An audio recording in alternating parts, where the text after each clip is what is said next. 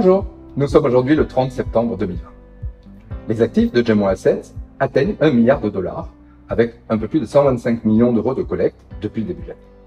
À titre d'exemple, un fonds comme GEM China, le seul fonds action Chine avec un label ISR, qui avait 20 millions d'euros d'actifs en avril, affiche aujourd'hui un peu plus de 50 millions d'euros d'actifs. Ce mois-ci, les marchés émergents affichent une performance légèrement positive, à plus 0,4% en euros, contre une baisse de 2% pour les bourses développées, pénalisées par le marché américain. Je passe la parole à Elena et Ariel pour le commentaire de gestion. L'incertitude face à une nouvelle vague d'infection au Covid, aux élections américaines et les tractations autour de stimulus fiscal aux États-Unis pesent sur le marché. Nous restons en revanche confiants dans une reprise économique graduelle et profiterons de corrections éventuelles pour renforcer nos convictions. Dans cet environnement, comment se comportent les trois fonds GEMway? Nos trois fonds, tous labellisés ISR, affichent une performance positive sur les 9 premiers mois de l'année, et ce, malgré l'épidémie Covid-19. GEM China est en hausse de 21,9%, GEM Asia de 12,2% et GEM Equity de 6,5%. En septembre, les trois fonds continuent à surperformer leurs indices respectifs. Pour GEM Equity, cette surperformance s'établit à 12% depuis le début de l'année.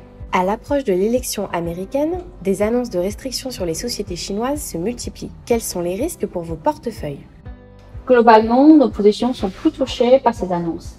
Dans le cas de Tencent, seuls 2% des utilisateurs WeChat se trouvent aux États-Unis et leur contribution au chiffre d'affaires est peu signifiante. En revanche, nos positions taïwanaises et coréennes telles TSMC, MediaTek et Samsung Electronics sont bénéficiaires de la situation. Samsung, par exemple, prévoit un très fort rebond de vente de smartphones au troisième trimestre et signe de nouveaux contrats pour ses équipements télécoms. Vos valeurs Internet e-commerce ont publié de très bons résultats au deuxième trimestre, portés par le Covid. Quelles sont les perspectives? Nous restons confiants dans ce secteur qui représente 36% de GEM Equity. Le Covid accélère le mouvement de la digitalisation, surtout dans les marchés sous-développés. Cette situation est bénéfique pour Mercado Libre et Magazine Luiza en Amérique latine et ici en ASEAN. Les leaders chinois Tencent et Alibaba continuent à renforcer leurs écosystèmes. Leur croissance reste forte et rentable. Les annonces récentes faites par Alibaba ont été bien saluées par le marché. Par ailleurs, Kingsoft Cloud et Kingyang Health, deux acteurs majeurs de services de cloud et de télémédecine en Chine, ont été initiés sur correction. Depuis février, vous n'avez pas voyagé. Comment se passent vos contacts avec les entreprises émergentes? Depuis le début du confinement, nous avons réalisé 200 entretiens téléphoniques et vidéo avec les entreprises émergentes, ainsi que 145 entretiens avec les analystes sectoriels. Le mois de septembre, d'ailleurs, a été très chargé en conférences virtuelles.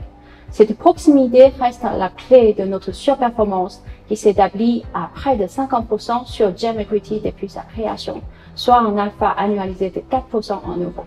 La situation reste globalement incertaine et l'appréciation du dollar sur le mois a pesé sur la classe d'actifs. Dans ce contexte, les actions émergentes sont-elles à favoriser? Sur le mois, le dollar s'est renforcé notamment contre le rouble russe et le réal brésilien. La Russie est affectée par le renouveau du risque de sanctions et la baisse de prix de l'énergie. Au Brésil, l'aide massive liée au Covid pèse sur la situation budgétaire. Cependant, ces deux marchés nous paraissent attrayants à moyen terme et les incertitudes largement intégrées. Le renminbi chinois reste quant à lui fort, en hausse de 5% depuis mai dernier contre le dollar, reflet d'une bonne tenue de l'économie et de la rigueur monétaire. Globalement, notre scénario de base reste une forte reprise bénéficiaire dans les pays émergents en 2021.